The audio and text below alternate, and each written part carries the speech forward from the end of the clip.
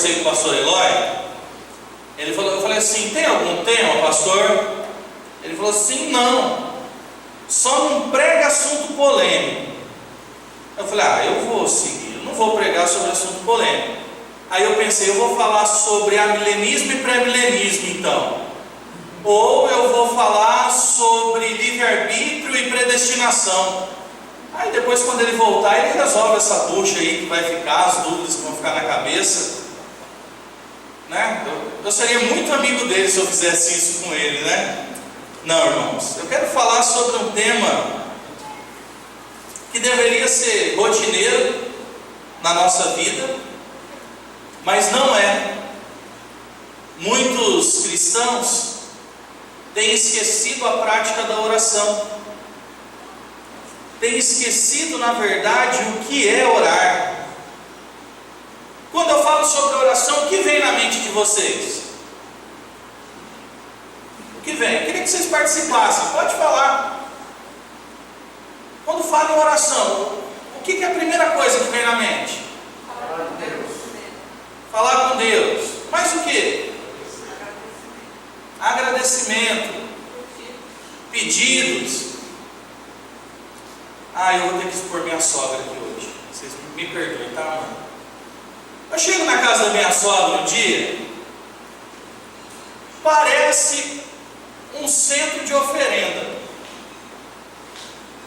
É foto pregada na televisão, é copo d'água em cima da rack e a mão grudada na televisão, porque se ela relar na mão do missionário tem mais poder, né? Ele abençoa as pessoas. Então hoje existem vários tipos de orações aí que estão sendo apregoados. É oração no monte, é o copo d'água, é a irmã que vai lá ungir a roupa do marido para ele vir para a igreja, porque ali tem poder. Será que nós como igreja, nós verdadeiramente sabemos orar? Ou às vezes pensamos que só a oração de outra pessoa tem valor, que só a oração do pastor Eloy tem valor, que só a oração do missionário fulano de tal, do pastor Beltrano, do pastor Ciclano, ou só a oração das irmãs do grupo de oração da igreja que tem valor. Será que a gente pensa assim? Ou melhor, será que Deus tem a obrigatoriedade de responder todos os nossos pedidos? Será que Deus tem essa obrigação de responder todas as nossas orações? Será que a nossa oração hoje ainda é ritualística, como no judaísmo, que precisava se fazer sacrifícios, que precisava se fazer oferendas, holocaustos a Deus? Porque quando eu vejo as pessoas tendo que colocar um copo de água na frente da televisão, tendo que usar óleo para que a oração tenha valor, tudo isso são rituais do Antigo Testamento. Lembra no Salmo 134, quando no Salmo 120 eles começam a subir para Jerusalém, que é os salmos de cânticos de degraus, salmos de romagem. No Salmo 134 eles chegam ao templo e ali eles intercedem para que os levitas intercedam por eles. Então ali era uma oração ritualística, porque eles não podiam orar a todo tempo, eles não podiam buscar a Deus quando quisessem. Somente nas 3 festas no ano que eles subiam a Jerusalém, que eles tinham esse acesso a Deus. Mas o que eu quero trabalhar essa noite é que a nossa oração ela precisa ser cristocêntrica. A nossa oração ela precisa ser bíblica. Eu não posso orar de qualquer jeito. Não é porque eu oro mais rápido, não é porque eu oro com a voz mais impostada, não é porque eu aprendi 3, 4 nomes de Deus no Antigo Testamento que a minha oração tem mais valor. Não. E eu quero falar sobre alguém nessa noite que verdadeiramente vai nos ensinar a orar, que é Jesus Cristo. E eu convido você a abrir sua Bíblia no Evangelho de Lucas, capítulo 11. Primeiro nós vamos ler do verso 1 ao verso 4, mas nós vamos falar até o verso de número 13. Lucas, capítulo 11, de 1 a 4.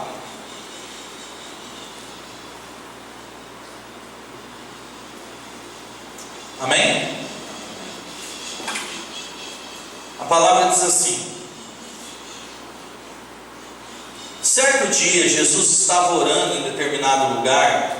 Tendo terminado, um dos seus discípulos lhe disse: Senhor, ensina-nos a orar, como João ensinou aos discípulos dele. Ele lhes disse: quando vocês orarem, digam: Pai, santificado seja o teu nome, venha o teu reino, dá-nos cada dia o nosso pão cotidiano, perdoa-nos os nossos pecados, pois também perdoamos a todos os que nos devem, e não nos deixeis cair em tentação. Vamos orar mais uma vez. Pai, nós somos gratos pelo privilégio de podermos estudar a tua palavra, Pai. A nossa oração é que o Senhor fale conosco através da sua palavra, Deus. Que o seu nome seja engrandecido, que o seu nome seja exaltado, que o seu nome seja glorificado, Pai, em nome de Jesus. Amém. Primeiro ponto: a necessidade de um envolvimento pessoal com o Pai. Quando Deus cria todas as coisas, a Bíblia relata, lá no livro de Gênesis, que Deus ia todas as tardes passear pelo jardim e ter um papo com a sua criação. E nós vemos a oração como a vontade divina perdida no Éden. Quando a oração nos diz: venha a nós o vosso reino, Deus, ele visitava o Éden. E o que acontece com aqueles que oram? Nós trazemos a nós o reino de Deus. Nós temos proximidade com Deus, nós falamos com Deus. Por isso Jesus era dado a oração, porque a oração ela nos traz intimidade com Deus, ela traz visitação de Deus a nós. Uma vez que se eu não gosto de orar, logo penso que eu não gosto de Deus, porque a gente só conversa com quem? Você conversa com quem você não gosta? Eu corto volta de quem eu não gosto. Porque tem gente que a gente sabe que é chata mesmo. Então a gente tenta dar uma evitada, né? A gente testemunha Cristo, fala do Evangelho, mas não é aquela pessoa que a gente vai ficar convidando para ir almoçar na nossa casa dia de domingo. Então, se eu não converso muito com Deus, logo eu penso que eu não quero que venha o reino dele na minha vida. Logo eu penso que eu não quero ter intimidade com ele. Logo eu penso que eu não quero ter esse envolvimento pessoal com o Pai que Jesus tinha. Por isso a oração de Jesus ela era relacional e não ritualística. Jesus não precisava agora mais de rituais para ter contato com o Pai. Ele nos ensina isso. Ele nos mostra que agora nós temos intimidade, que agora nós podemos a qualquer momento, não como o povo do Antigo Testamento, que somente 3 vezes ao ano poderiam buscar a Deus. Agora nós podemos 365 dias no ano, 24 horas por dia, estar em contato com Deus, estar buscando a Deus, ter intimidade com Deus. Mas para muitas pessoas, o envolvimento com o Pai se transformou nada mais, nada menos do que numa religiosidade. É somente esse momento aqui. Muitos cristãos só leem a Bíblia quando ela é lida no culto. Muitos cristãos só oram, ou na verdade não oram, só escutam a oração quando o pastor ora, quando o irmão ora dentro da igreja, porque perdeu o costume de orar. perdeu o costume de falar com Deus, não se preocupa mais em ter intimidade com Deus. Irmãos, o que nós precisamos entender é que a oração ela é transcendental. E o que é isso? É algo que está além dos limites do universo. Alguém aqui conhece a mitologia grega? Sabe os deuses gregos, os deuses do Olimpo? Muitos têm uma visão de Deus como esses deuses do Olimpo, como Zeus, como Afrodite, ou como os deuses dos bárbaros, Odin, Thor. Um Deus inacessível, um Deus intocável. Por isso que lá no Salmo 120, eles, na sua oração, dizem: eleva os meus olhos para os montes. E a pergunta é: de onde me virá o socorro? Porque o povo antigo, eles tinham a ideia de que os deuses habitavam nos montes, no alto dos montes, como se o nosso Deus fosse um Deus inacessível. Mas quando nós abrimos a nossa Bíblia, o texto vai estar ali no telão, em Hebreus capítulo 4, verso 16, diz assim: assim sendo, aproximemo-nos do trono da graça, com toda a confiança, a fim de recebermos misericórdia e encontrarmos graça que nos ajude no momento de necessidade. O escritor aos Hebreus está dizendo assim: ei, as coisas estão difíceis aí? Aproximem-se do trono da graça. Sabe por quê? Porque o nosso Deus é acessível. Porque o nosso Deus é um Deus que ouve o nosso clamor. Porque o nosso Deus é um Deus que ouve as nossas orações, mesmo quando nós achamos que estamos sozinhos, mesmo quando nós achamos que Ele não nos ouve. Porque nós já passamos por momentos assim, não é verdade? Quantas vezes nós oramos, clamamos, não temos resposta e somos tentados a pensar que Deus nos abandonou. Somos tentados a pensar que Deus nos esqueceu. Eu fico olhando para a vida de Jó, e logo no capítulo 1, já relata assim que Jó era um homem íntegro e temente a Deus. E de repente a gente vê aquele estrago todo na vida de Jó. Se eu fosse Jó, eu teria pensado. Eu acho que a hora que meus amigos falassem: amaldiçoa seu Deus, eu acho que eu tinha falado: eu prefiro morrer do que viver essa vida miserável que eu estou vivendo. Perder filho, perder filhas, perder terra, perder bens, e por cima de tudo ainda ter uma lepra. Hoje é fácil a gente falar: não, eu me manteria firme, porque hoje nós temos a visão que Deus tinha, do capítulo 1 ao capítulo 42, mas a visão de Jó era limitada ao que ele estava passando, mas eles permaneceram firmes, mesmo quando a sua oração não era respondida, mesmo quando o seu sofrimento só aumentava dia após dia. E é assim às vezes na nossa vida. O que nós devemos aprender é que a nossa oração nos revela submissão à vontade de Deus. Nós devemos orar e pedir o estabelecimento do reino de Deus em nós. E o que é isso? Estabelecer o reino de Deus em nós. Um versículo que diz que agora não sou eu mais quem vive, mas Cristo vive em mim.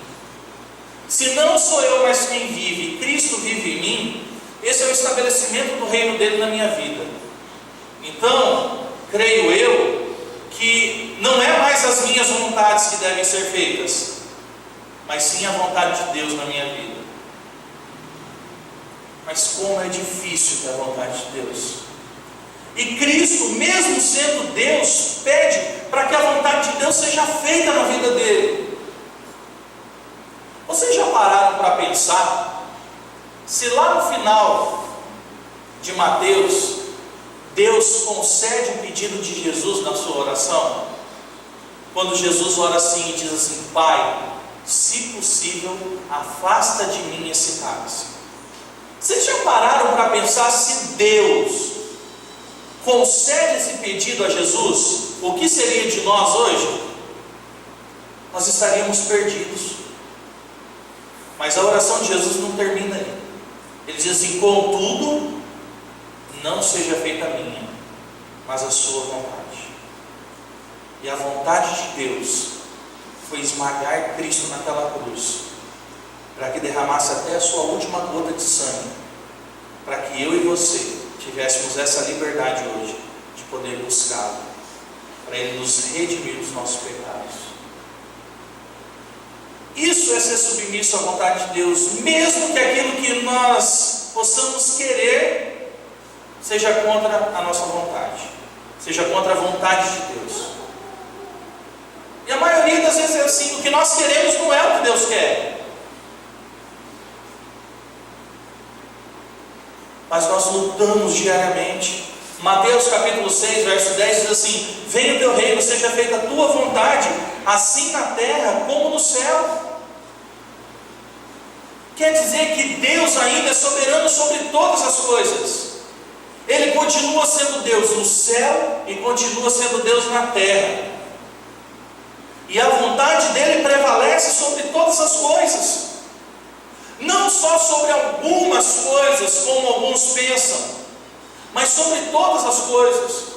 Porque o que nós vemos algumas igrejas pregando hoje em dia, alguns teólogos defendendo de um Deus que vai evoluindo com o tempo. Não. O nosso Deus é o mesmo Deus desde quando criou tudo, até o dia que Ele resolveu buscar a sua igreja. A oração nos revela petição e confissão de pecados. Lógico, nós temos a liberdade de pedir, e pedir não é pecado, não. Nós devemos pedir. Agora, a gente deve saber o que pedir para Deus. Alguém aqui tem filho aí na faixa de 12 a 16, 17 anos aqui? Tem? Imagina seu filho chegando em casa agora e falando assim: papai, Bolsonaro ganhou, compra um revólver para mim, porque agora eu vou sair para pagar luz no tiro. Você vai dar um revólver para o seu filho? Você vai? Não. Por que não? Porque ele está ficando meio besta da cabeça. Porque isso não é um pedido sábio. A comparação parece ser meio tosca, mas é alguns tipos de pedido assim que as pessoas fazem para Deus. Vocês acham que nenhum crente orou no final do ano pedindo para Deus que revelasse os números da Mega Sena, para ele ganhar 330 milhões? Tem crente que ora pedindo isso. Tem. Agora, aquele crente que ora pedindo o seu sustento de cada dia, pedindo para que Deus o console, que faz pedidos sábios, esse Deus concede sim, sendo da vontade dele. É isso que vai dizer em Tiago, que a gente não recebe o que pede, porque a gente não sabe pedir. Não é uma contradição lá em Mateus, onde diz: aquele que pede recebe, o que busca encontra. A gente vai ver isso mais para frente. Não, é porque a gente não sabe pedir para Deus as coisas certas. Sabe por quê? Porque a gente sempre quer mais do que o necessário. Porque eu garanto que o básico Deus nunca deixou faltar nas nossas vidas. Não, nunca deixou. Nós sabemos que a cada dia Deus provê nas nossas vidas. E nós devemos confiar na provisão de Deus, sim. Mas nós aprendemos também que nós devemos confessar os nossos pecados, não com uma autoridade eclesiástica, mas confessar os nossos pecados a Deus. Mas tem gente que vai orar à noite, dobra o joelhinho na beira da cama e diz assim: Senhor, meu Deus, meu Pai, perdoa pelos meus pecados, em nome de Jesus, amém. Isso é oração de confissão de pecado? Não. Sabe o que a gente precisa aprender? Dar nome aos bois, nome e sobrenome, sabe? E é vergonhoso isso. Eu já senti vergonha de orar algumas vezes. vergonha de falar, de confessar o meu pecado para Deus. Sabe, às vezes a gente chegar assim para Deus e falar assim: Senhor, me perdoa por eu ser um fofoqueiro sem vergonha dentro da sua igreja. Me perdoa, Senhor, por eu causar intrigas dentro da sua casa, por eu ficar fazendo leve trás dentro da igreja, Senhor. Perdoa, Senhor, porque os meus olhos são adúlteros, porque eu não posso ver uma outra mulher que minha mente começa a cobiçar. Perdoa, Senhor, porque eu não presto no meu íntimo. Perdoa, Senhor, porque não tem nada de bom em mim. Às vezes parece muito forte a gente falar isso. As pessoas falam: nossa, a gente não pode falar isso. Não, nós devemos ser assim, porque nós devemos nos constranger na presença de Deus. Nós devemos nos humilhar na presença de Deus, e nós devemos ter a consciência que o nosso pecado causa tristeza no coração de Deus. Mas nós esquecemos que Deus é um Deus que vê todas as coisas, que está presente em todos os lugares. Esse é o problema do cristão hoje em dia. Ele esquece que quando ele está ali cometendo o seu pecado, Deus está ali observando tudo. E lá em Provérbios capítulo 15 vai dizer que os olhos de Deus estão sobre todas as coisas, observando os bons e os maus. Então, meus irmãos, nada vezes nada escapa dos olhos de Deus. E nós precisamos aprender a pedir perdão pelos nossos pecados. Sabe por quê? Porque nós estamos entrando na onda da igreja moderna, que nós viemos aqui para barganhar com Deus. Sabe, às vezes nós saímos da igreja e estamos tentando: eu não gostei do culto hoje. Aí o culto hoje não foi legal. O culto não é para nós, o culto é para Deus.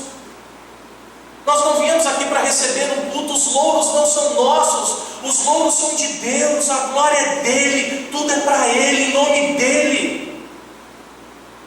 Mas nós somos tentados a isso, e nós devemos pedir perdão por isso.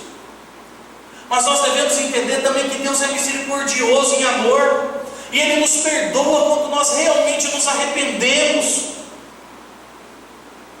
Eu olho para a vida de Davi, e eu falo assim: sujeitinho miserável esse Davi. Olha como que esse homem adulterou, esse homem matou, esse homem fez tudo que tinha de errado. Mas eu não vejo na história Davi repetindo o mesmo erro pela uma segunda vez. Quando ele se arrependia de verdade. Agora, a gente não pode ficar brincando com Deus. Não, me arrependi hoje, mas daqui a 2 semanas eu estou cometendo o mesmo pecado, eu estou fazendo a mesma coisa, eu estou caminhando do mesmo jeito. Não. E muitas vezes a gente quer o perdão de Deus, mas a gente não quer perdoar o próximo. Não é isso que diz ali no finalzinho do verso 4? Perdoa como nós temos perdoado os nossos irmãos. A igreja que eu pastorei 5 anos, cheguei numa irmã e falei assim, não vou falar nome, né, porque está sendo filmado, então eu não vou criar provas contra mim, né? Irmã, por que você não participa das confraternizações da igreja? Eu? Mas se transformou. Se eu chegar perto da irmã fulana de tal, a minha vontade é sair andando nos bancos assim, grudar no pescoço dela lá no final. Eu falei: misericórdia, onde nós estamos vivendo? Nós estamos na igreja ou no quê? Ou eu não estou pregando, eu não preguei isso aqui no púlpito. É assim que às vezes tem pessoas dentro da igreja. Ora pela graça de Deus, pelo perdão de Deus, mas não é capaz de perdoar uma ofensa que o irmão fez. Sabe, porque tem dia que a gente é chato. Eu, pelo menos, tem dia que eu sou muito chato. E às vezes a gente acaba dando uma resposta meio ríspida, sem querer, em alguém que não merece. E aí a gente vai pedir perdão e a pessoa não perdoa. Aí a pessoa vira a cara pro resto da vida. A gente não pode ser assim. Sabe? Porque vai correr um sério risco de um dia o pastor Eloy magoar algum de vocês. Vocês podem ter sido, sabe por quê? Porque ele é homem.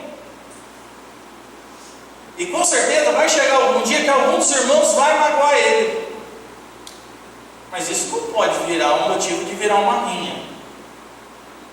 Sabe o que é rinha, né? Aquelas brigas de galo, põe dois galos assim, eles começam a se bater até a morte. Aí a hora que um morrer, aí o outro sobrevive e é o rei ali do terreiro. Não, a gente não veio ao mundo para isso. A gente veio para glorificar a Deus, para pedir o perdão de Deus e para perdoar aqueles também que nos ofendem. A oração nos revela também pedir perdão contra as tentações. E não nos deixeis cair em tentação.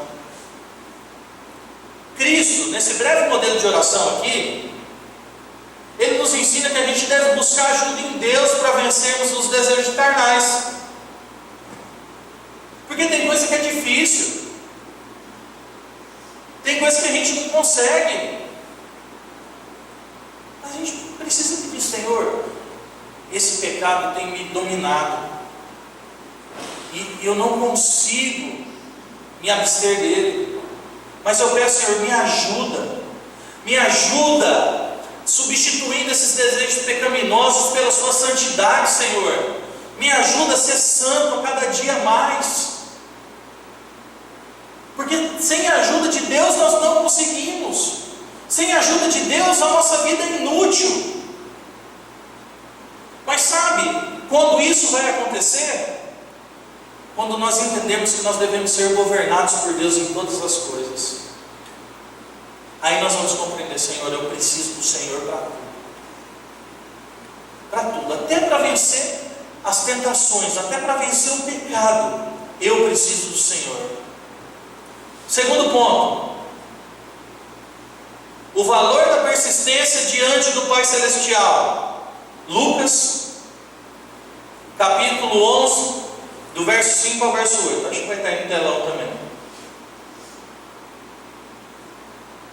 Então lhes disse: suponho que um de vocês tenha um amigo e que recorra a ele à meia-noite e diga: amigo, empreste-me 3 pães, porque um amigo meu chegou de viagem e não tenho nada para lhe oferecer. E o que estiver dentro responda: não me incomode, a porta já está fechada, meus filhos estão deitados comigo, não posso me levantar e lhe dar o que me pede. Eu lhes digo: embora ele não se levante para dar-lhe o pão por ser seu amigo, por causa da importunação, se levantará e lhe dará tudo o que precisar. Aqui a gente precisa conhecer um pouco o contexto. A sociedade aqui que Jesus vivia, era dado um valor enorme quando um visitante chegava no povoado. Então a casa que recebia esse visitante precisava dar um banho legal para essa pessoa e comida, sabe, oferecer uma boa refeição, uma aguinha para lavar os pés. E deixar de fazer isso era um desrespeito do anfitrião. Era algo assim. Agora, imagina a preocupação desse homem. Chega em casa, não tem nada para oferecer, e a visita chega. Jesus, através dessa parábola aqui, ele vai nos mostrar a persistência diante da oração. O homem aqui, com certeza, sabia que seu vizinho tinha alguma coisa. Ali em Acre, onde a gente morava, de fundo tinha uma senhora que fazia pão caseiro. Se alguém aqui já morou do lado de quem faz pão caseiro, sabe o que eu estou falando. Aquele cheirinho de pão, misericórdia. O que é aquilo? É por isso que a gente está desse tamanho aqui, né? Mas, vida que segue, né? Então ele devia ter pensado: bom, eu acho que ele fez uns pãozinhos hoje, eu vou lá pedir. Mas ele tinha consciência, sabe do quê? De que o seu vizinho conhecia toda a cultura, conhecia a necessidade dele, sabia do que ele estava precisando, e ele tinha confiança de que ele ia conseguir aquilo. Deus conhece as nossas necessidades. Deus sabe daquilo que nós estamos precisando. Deus sabe daquilo que nós realmente necessitamos dele. Agora, o que nós não podemos fazer é desistir. 1 Tessalonicenses 5,17 diz o quê? Orai sem cessar. Não se canse de orar. Sabe, as coisas não acontecem. Para alguns acontecem da noite para o dia. Para outros, como José, demora anos. Para outros, como Paulo, não acontece. Porque Paulo orou. E se alguém disser para você que você não recebe a sua bênção porque é falta de fé sua, leve essa pessoa a ler todas as cartas paulinas. Quem era Paulo? Fala da história da vida de Paulo. Porque Paulo ora também e diz: Senhor, sabe que me é ferido? E a resposta é: a minha graça te basta. Então, meus irmãos, se as coisas estão difíceis, fica tranquilo. Porque se Deus não sarar a sua enfermidade aqui, no céu não haverá choro e nem ranger de dentes. No céu não vai ter feridas, no céu não vai ter lágrimas.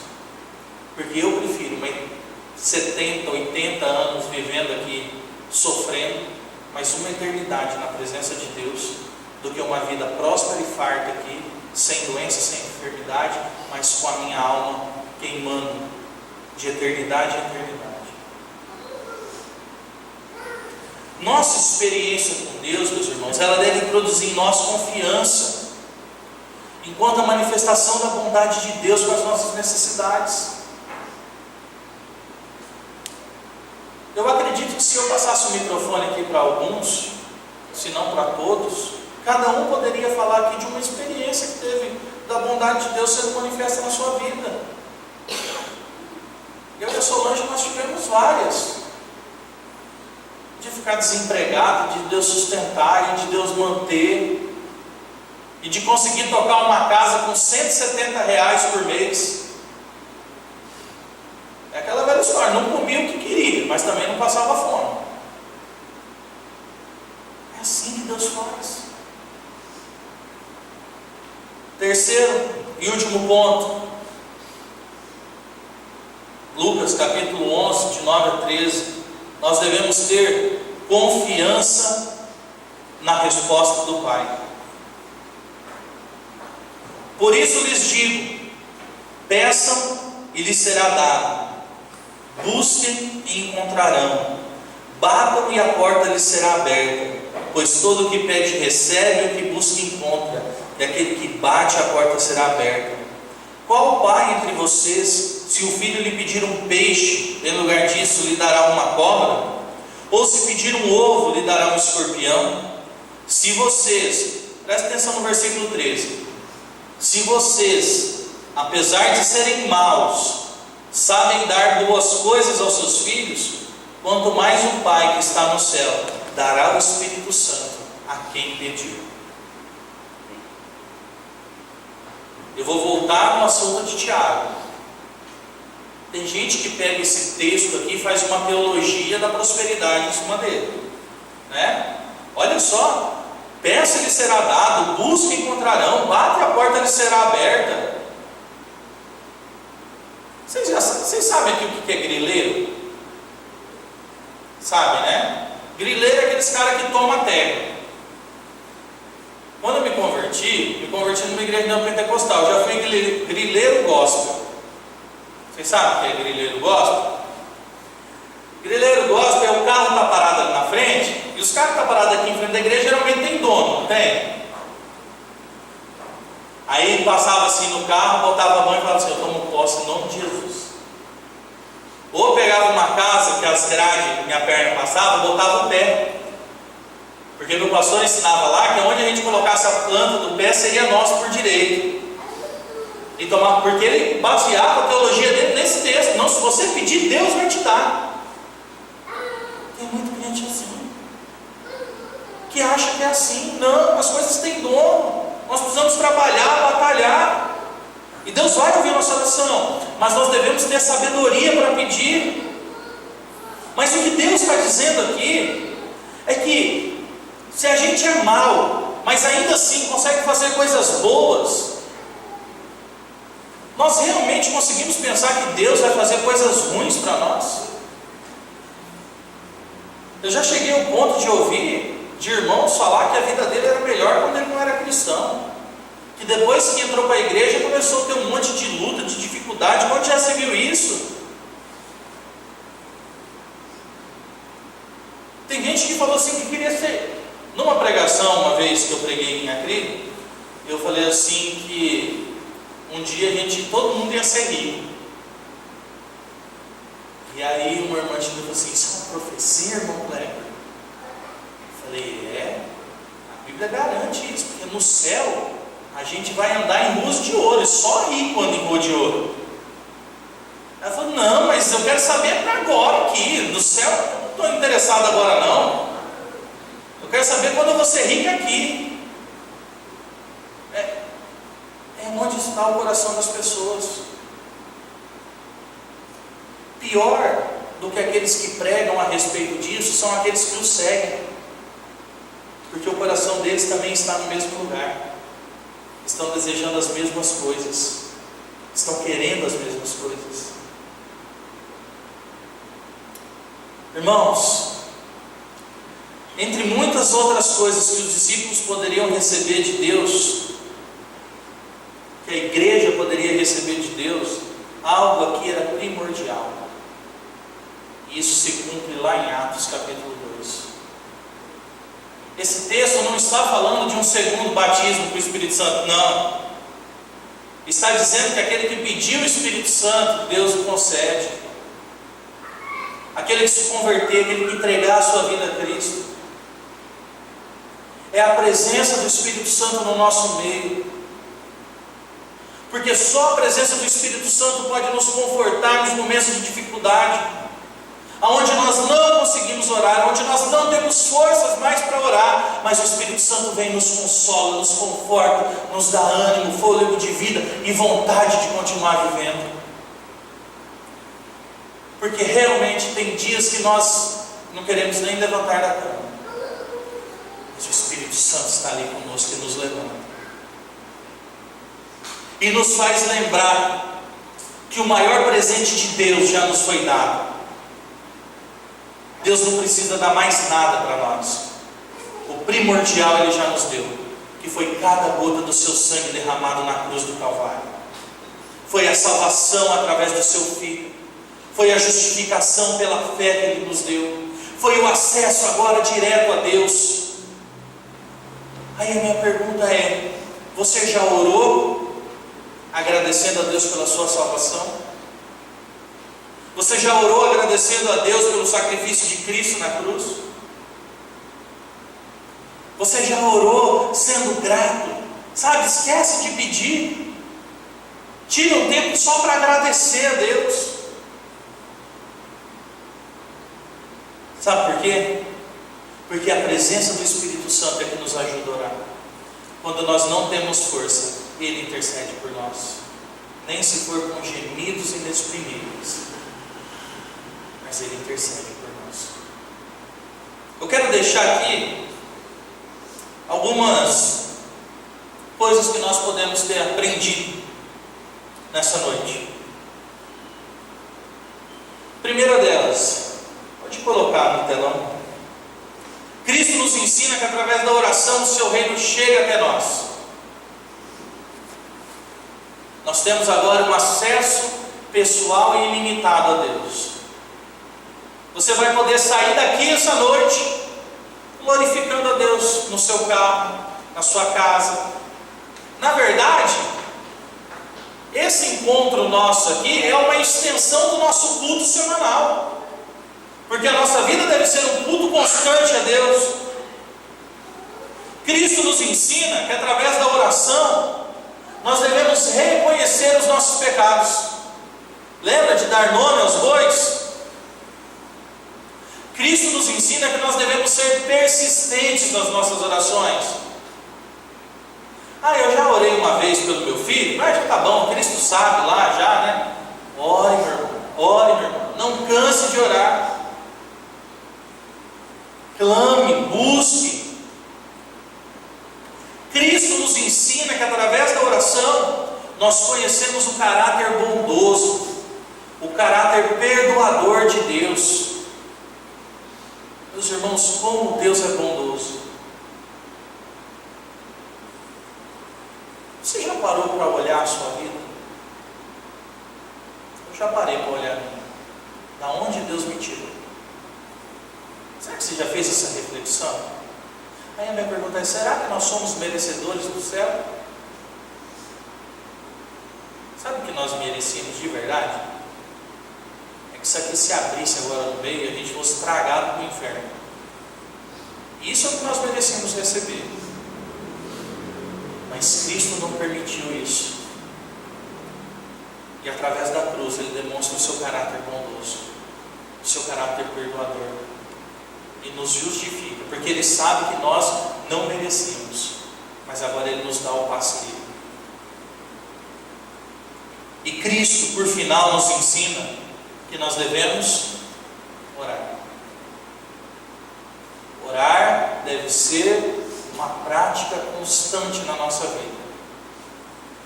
Orar não pode ser simplesmente um ato esporádico. Então eu convido você, neste momento, a encurvar a sua cabeça, colocar a sua vida diante de Deus, refletir a respeito disso. Eu vou dar aí 1 minuto para que você ore, depois eu vou estar orando e a gente vai estar encerrando esse culto.